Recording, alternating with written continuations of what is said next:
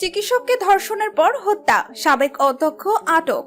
পশ্চিমবঙ্গে সরকারি RG Kar medical college ও হাসপাতালে অধ্যয়নরত নারী চিকিৎসক মৌমিতা দেবনাথকে গত 9 আগস্ট ধর্ষণের পর হত্যা করা হয়। যদিও এই ঘটনার পরেই কলকাতা পুলিশের স্পেশাল ইনভেস্টিগেশন টিম এই খুনের ঘটনার সঙ্গে যুক্ত থাকার অভিযোগে সঞ্জয় রায় নামে এক সিভিক ভলেন্টিয়ারকে গ্রেফতার করে। এরপর গত মঙ্গলবার 13 আগস্ট কলকাতা হাইকোর্টের প্রধান বিচারপতি টি.এস. শিবঙ্গনম এজলাসে একটা মামলা হয়। সেই মামলায় কলকাতা হাইকোর্ট পশ্চিমবঙ্গ সরকারের দেয়া কেস ডায়েরি দেওয়ার পর সিবিআই তদন্তের নির্দেশ দেন। মামলার তদন্ত ভার নেওয়ার পর সিবিআই এর হাতে আটক হলেন আরজিকর মেডিকেল কলেজ হাসপাতালের সাবেক অধ্যক্ষ সন্দীপ ঘোষ।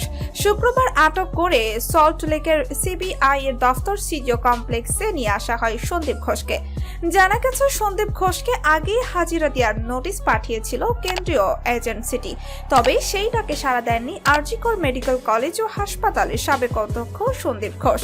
এবার রাস্তা থেকে তাকে পাকড়াও করলেন কেন্দ্রীয় গোয়েন্দা সংস্থা সিবিআই।